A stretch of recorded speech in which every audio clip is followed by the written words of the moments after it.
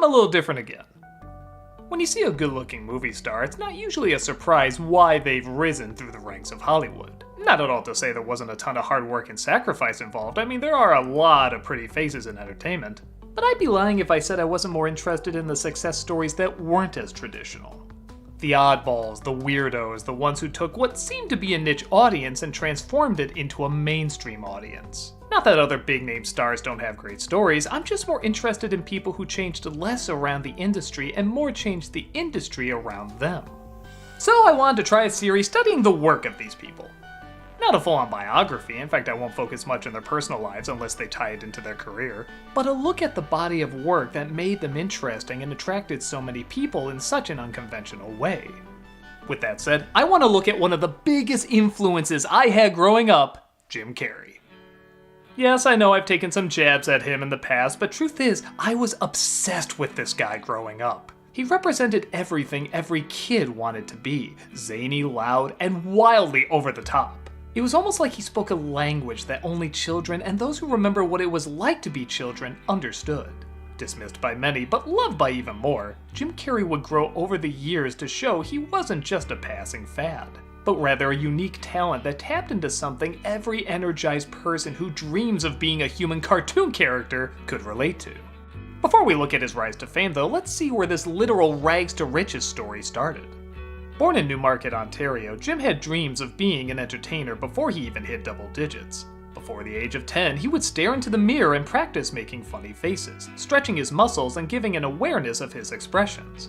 This is something I totally didn't do when I was a child and in no way can sadly duplicate some of his gestures. Like I said, I was a little obsessed.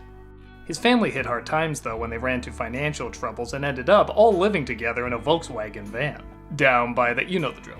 Jim eventually decided at the age of 16 to drop out of school and start his life as a comedian, while also working as a janitor at some factory jobs. His years of practicing in front of the mirror had paid off as he became a master of facial impressions. This was getting him constant work and even landed him a performance on Johnny Carson. Jim knew though he didn't want to just imitate big entertainers, he wanted to be a big entertainer. So he revised his stand-up to include no impressions and rely solely on his wild energy and physical humor. He even went so far as to write himself a check for $10 million for acting services rendered, to be cashed 10 years later in 1995. Whether he would make it or not, he was going to do everything humanly possible to achieve it. Jim eventually got himself an agent and started booking movies and shows. Like many performers starting out though, he had to play against his strengths. He was usually casted as what's commonly known as the straight man. The person reacting to all the zany people around him, but not being especially zany himself. Projects like The Duck Factory, Once Bitten, and Peggy Sue Got Married were decent work, but not exactly a showcase for what he could do. He did become friends with several big names like Clint Eastwood, Rodney Dangerfield, and Nicolas Cage. He even made this sculpture based on him. That's just fantastic. One of the friends he made was Damon Wayans when he worked on the film Earth Girls Are Easy, perhaps one of the top 3 most 80s movies ever made. Seriously, this film needs more love. And he introduced him to Keenen Ivory Wayans, who gave Jim arguably his biggest break on the 90s Fox show In Living Color. There's several reasons why this show helped him stand out so much. 1, it allowed him continually to try out different characters and ideas. 2, it was a weekly show that allowed people more exposure and familiarity with his talents. 3, he was surrounded with some of the most talented and energized personalities in television at the time. And 4, he was the only white dude on the show. That made it pretty easy to get noticed. Now this is one of the funniest shows I can remember growing up with. Hell, I even have the entire DVD collection. But if you're someone that, say, types #cancel blank many times in your life, this isn't the series for you. They had a Mexican version of the Rocketeer who uses his leaf blower as a jetpack. 2 gay men, of which one of them is hit on the head and is suddenly turned straight. And Handyman... That's okay, son. Never underestimate the powers of the handicap. He's just not going to work. But like many things of the past, it's a time capsule, a way to see what people found shocking back then, and in many respects even more shocking now. While much of the humor was race-related, it wasn't a requirement. Keenen Ivory was very kind in letting many of the performers write their own sketches, and Carrey penned ones just as funny as the rest of the crew, including famous characters like Fire Marshal Bill and Vera DeMilo, Mr. Rogers harassing people but nobody believes it because it's Mr. Rogers. Mr. Rogers made lewd comments to us. Mr. Rogers attacked me. Mr. Rogers kicked my ass. And maybe my favorite, a guy hypnotized to cluck like a chicken. The hypnotist dies before he can switch him back, ruining his life because now that's all he can say. For the love of God, please hear me. I'm starving. I want a burger. Hollywood finally took a chance on this very strange but seemingly popular funny man and offered Jim a movie to star in. Ace Ventura: Pet Detective is a common name now, but was a bigger risk back then than people realize. As we've seen in many SNL movies, just because someone's shtick is popular on a sketch show doesn't mean it'll be popular on film. And this was Carrey's material in full swing. Every movement, action, and word was completely over the top, loud, or dirty. There hadn't been anything quite this, well, childish in cinema for a long time. He went all in and knew a lot was riding on it. As he said in one interview, everybody says this is either going to be a big hit or really stupid. There's no in between. At first, it looked like the latter, as critics, not surprisingly, ripped it apart. Gene Siskel even called it the worst film of the year. Alec Baldwin once described the movie as dog food. Yeah, weren't you in these? But the film was a sleeper hit, pulling in $107 million against a $72 million budget. And while I can't defend the film, I can't act like I don't see why either. Everyone at my school, including myself, was quoting this movie before it even came out. It drilled directly into that primal silly that kids and some adults love to immaturely indulge. I describe the performance as an adult who knows he's going to get fired or a kid who knows he's going to get punished and doesn't give a shit. It's so big and so loud, there's something almost envious about it. And at the time, nobody had ever seen anything quite that over the top. Since then, tons of comedians have tried to do something similar, whether you see that as a good thing or not. But clearly, it left an impact. Enough for Carrey to get another big film, one of the first to use state-of-the-art CG animation for laughs instead of thrills, The Mask. Based very loosely on the comic series, Carrey gave, in my opinion, his best performance. Oh, not the zany cartoon character come to life, though that was totally fine. I mean Stanley Ipkiss. Carrey said he didn't want people squirming in their seats saying get to the mask already, so he tried to bring an awkward but still likable charm to the performance that he based mainly around his father. While I do like Carrey as an actor, I will say I do always see him as an actor. I see a good performance, but it's still a performance I see. Stanley Ipkiss somehow feels really genuine. It feels honest in a strange way. He does make faces and weird mannerisms, but so does the real Carrey. $450 for the mask?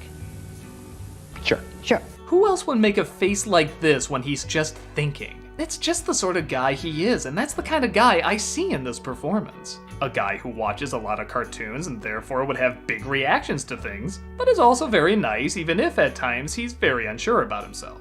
From everything I've heard about him, this feels the most authentic. The mix of effects and his performance paid off again, with The Mask being a gigantic hit, resulting in his paycheck going from $450,000 to $7 million with his next film, Dumb and Dumber. A drop in the bucket next to the over $240 million the film grossed. Jim was suddenly one of the biggest stars in the world. Everything he touched seemed to be a hit. And people were willing to pay out the... well, you know. He was even being attached to big hit franchises like Batman Forever, which after the reception of the previous film, this series needed him to bring people back into the seats. Ace Ventura 2 made double what the last Ace Ventura made, though he did have a slight scare with the cable guy, as a lot of people saw the film as too dark for him. Yes, imagine, a dark Jim Carrey movie. Can't have that. I've done a whole video talking about this, but I think people have opened up more on this film thanks to the internet exposing just how many people there really are like this. But even that didn't send him back very far, as his follow-up, Liar Liar, was another monster smash.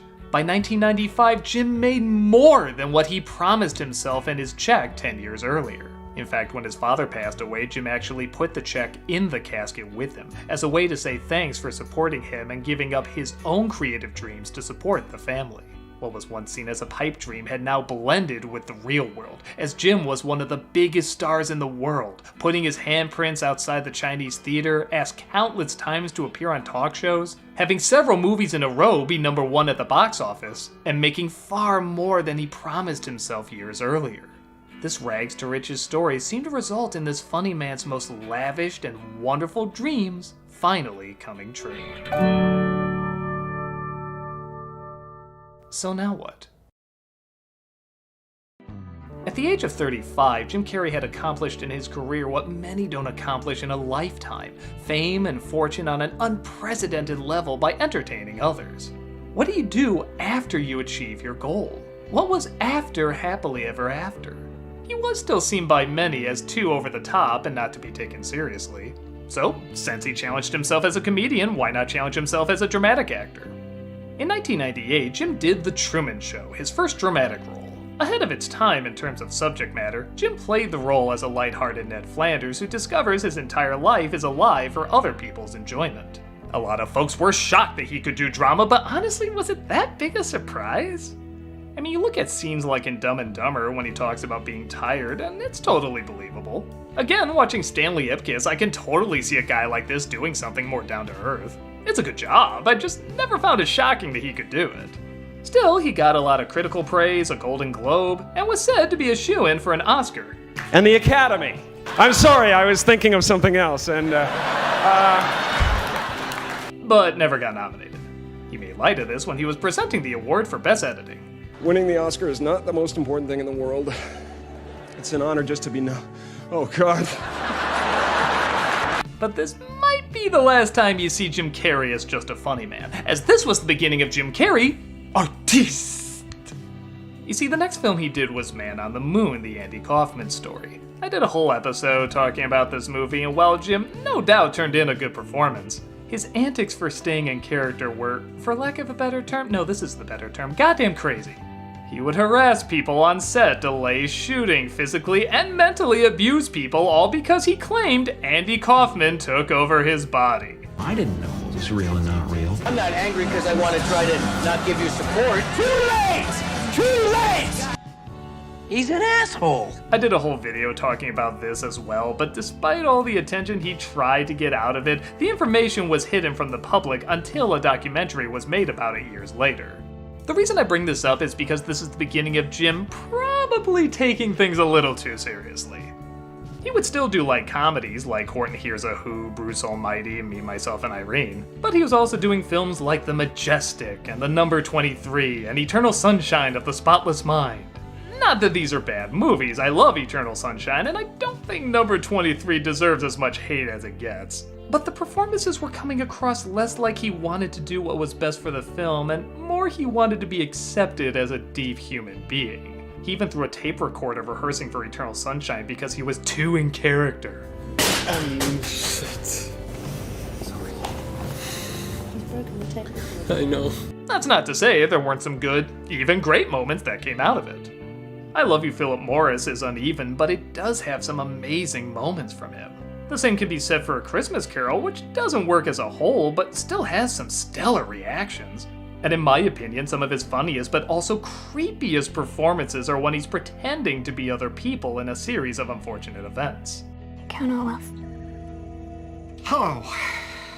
And now why would you say something like that?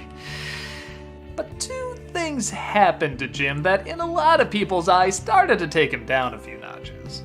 One is, if his films did well, the word if being unheard of in the early days for him, they didn't exactly do great anymore. He didn't have that many blockbusters, resulting in what many consider his crowning achievement of what the hell were you thinking? Mr. Popper's Penguins. Word. Oh. This does not seem like a movie for what used to be one of the world's biggest stars. The second thing is, how do I put this? I guess Jim has had a political and spiritual awakening, talking more openly in interviews and talk shows about what he really thinks. This isn't bad per se, as a lot of people can talk about spiritual things in a very welcoming and wonderful light, and political commentary, if done well, can be very clever and very enlightening. But the sad thing is, even when you agreed with him, half the time he expressed it in an arrogant way. Depression only happens when you don't accept what is, when you're playing a character, in life. So when I tried to go back and play Jim Carrey, I got depressed. You've made me very happy, so thank you for your time today, man. No, actually, I didn't make you happy. Right. I don't know who you've made happy, but... No. Look at this poor reporter who just wants to do her job and ask her bullshit questions. Jim's practically antagonizing her like, why haven't you reached my level of enlightenment yet? They say they're celebrating icons inside. Celebrating Do you believe icons. in icons? Boy, that is just the absolute lowest. Do you believe in icons? I don't believe in personalities. I don't believe that you exist. Jim, you got really dressed up for the occasion. I didn't get dressed up. Who did? There is no me. Pass We them don't matter. through. We don't matter. Oh, wow. There's the good news. Okay. He would even sabotage movies he just shot. As when he did Kick-Ass 2, he told people not to go see it because a school shooting just occurred and he didn't want to support that level of violence. Yes, you better stop promoting these then.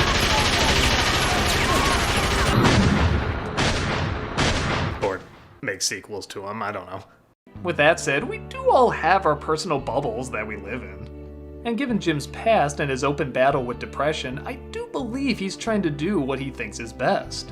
He dabbled more in his painting and sculpting, and honestly, they're not that bad. In fact, sometimes he finds just the right thing to say to just the right people, and it can leave a huge impact. I can tell you from experience, the effect you have on others is the most valuable currency there is. Your need for acceptance can make you invisible in this world. Risk being seen in all of your glory. This way of thinking, big surprise, would also play a big part in his acting. He took on more complex roles like the series Kidding and even a silent part in The Bad Batch, a criminally underrated movie. But he also would return to his goofy roots with films like Dumb and Dumber 2 and Sonic the Hedgehog. Both of these, whatever you think of them, are no doubt a full comeback to what made him explode in the early 90s. Even his impressions are making a comeback, with him performing on SNL, probably the best Joe Biden I've ever seen. Who made dog food now, dipshit? Carrey once said he wanted the strangest box set any actor has ever had. And with his long line of work with such a bizarre acting career, he might just achieve it. Through his ups and downs, there will always be a part of me that loves Jim Carrey. He was the first actor to make me think there's an art to being childish, there's an importance in embracing silly, there's a large audience that understands the freeing nature of going as big as you can. He's also shown he's more than just a passing fad or a goofy clown. I don't want to give the wrong impression that I'm against any of the soul-searching he's preaching, because there is a lot of great thinking behind it. On The Grinch, Carrey said he was so focused on being centered because every part of his body was covered, including his eyes, that you could hit him with a baseball bat and he'd still smile and nod. When you compare this to how Mike Myers moved in similar makeup, you can tell that focused concentration made a big difference. And that's not the focus of someone who just wants attention. That's the focus of someone who has to dive deep inside himself and bring something of value to the surface. As another goofball on an over-the-top journey who can get lost in his own bubble sometimes, I see great value in Carrey's career. I mean, this guy is almost 60 and he still moves with more energy than most of us watching ever will. I can't point to how many actors afterwards have taken from his facial expressions, physical comedy, and line delivery. He practically created a whole new genre of comedy. Whatever he does next, there will always be a part of me that's interested. He's come way too far and made way too big an impact. He's the everyman who became the wild man we all wish we could be. And I think most of us are thankful for his work, as well as intrigued by what comes next in this most unique of careers. I'm the nostalgia critic guy, remember it, so you don't have to. Mr. Rogers kicked my ass.